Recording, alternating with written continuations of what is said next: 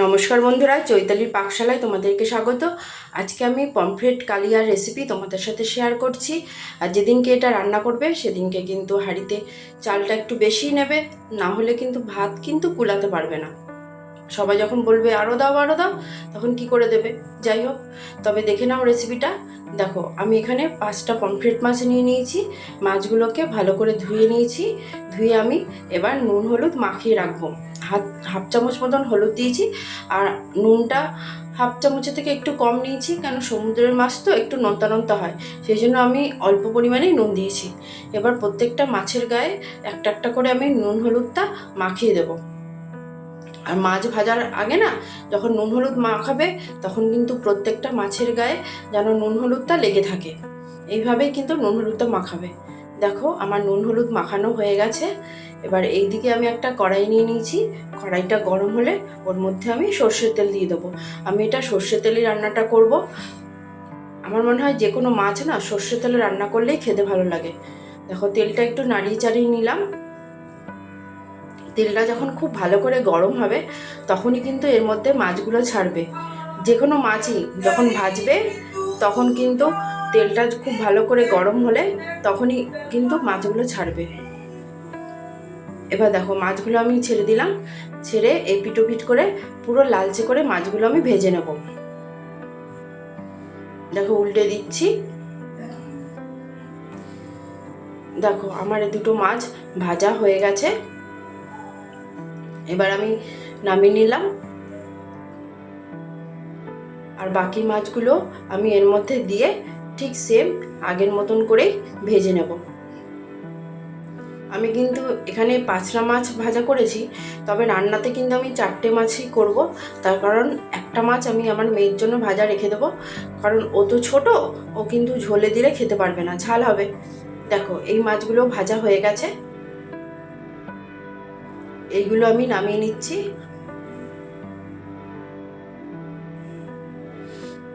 এবার আমি এর মধ্যে আর একটু সর্ষের তেল দিয়ে দেবো। এবার তেলগুলো গরম হয়ে গেলে এর মধ্যে আমি হাফ চামচ মতন জিরে দিয়ে দেবো ফোড়নের জন্য।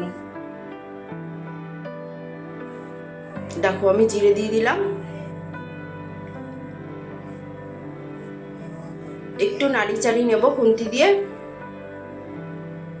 এবার আমি এর মধ্যে বাটা মশলা দেব। এখানে আমি দুটো মাঝারি সাইজের পেঁয়াজ বেটে নিয়েছি, আর 1 চামচ মতন রসুন বাটা, আর 1 চামচ মতন আদা বাটা আছে, আর এখানে 5-6টা কাঁচা লঙ্কা আছে।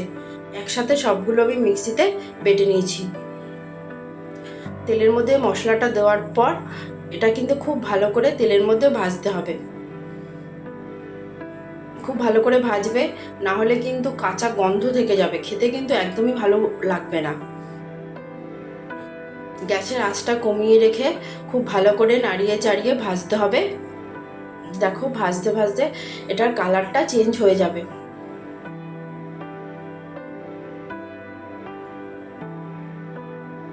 দেখেছো কি সুন্দর করে মশলাটা কষাচ্ছি?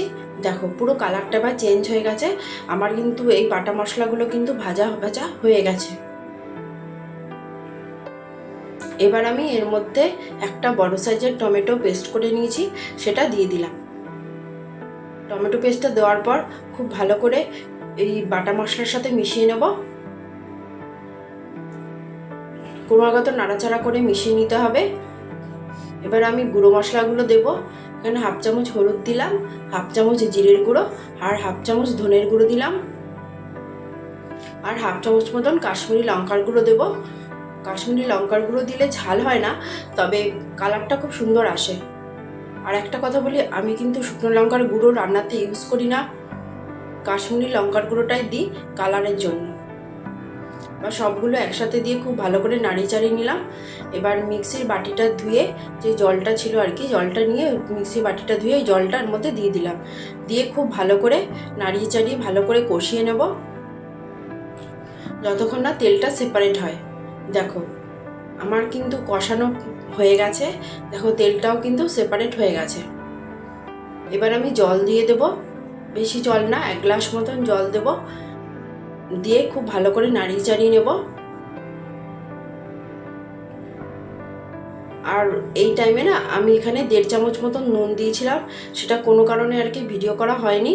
তারপরে আমি ঢেকে দিয়েছি, 5-7 মিনিট ঢাকা ছিল ঝোলটা। দেখো তারপরে ফুটতে শুরু করেছে, আমি ঢাকনাটা সরিয়ে দিয়েছি, দিয়ে খুব ভালো করে আমি নাড়িয়ে চাড়িয়ে নিলাম। ঝোলটা একটু ঘন হয়ে গেছে। এবার আমি এই ঝোলের মধ্যে মাছ ভাজাগুলো দিয়ে দেব। দেখো একটা একটা করে মাছ ভাজা আমি ঝোলের মধ্যে দিয়ে দিচ্ছি।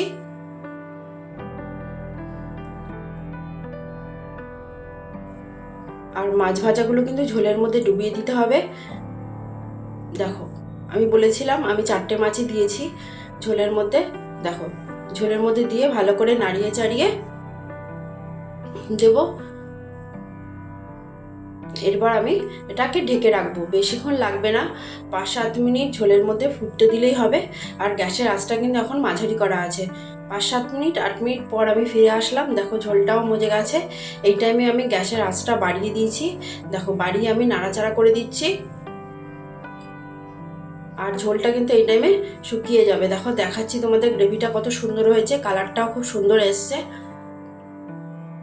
এবার এখানে আমি গরম মশলা গুঁড়ো দিয়ে দিচ্ছি 1/2 চামচ মতন।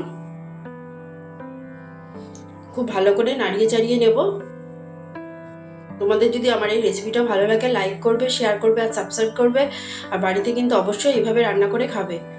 এবার দেখো এখানে আমি কতগুলো চেরা কাঁচা লঙ্কা দিয়ে দিলাম, 4টে মতন কাঁচা লঙ্কা আমি চিড়ে নিয়েছি, ওটাই দিয়ে দিলাম ঝোলের মধ্যে।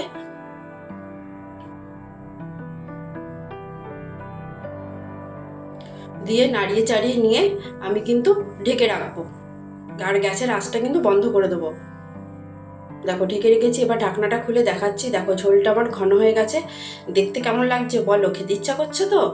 বাড়িতে কিন্তু অবশ্যই এইভাবে রান্না করে খাবে, খেতে কিন্তু এটা খুব অসাধারণ হয়। দেখো গ্রেভিগুলো পুরো মাছের সাথে লেগে গেছে, এই মাছ দিয়ে কিন্তু পুরো ভাতটা খাওয়া হয়ে যায়। দেখো সার্ভ করেছি। Bye bye.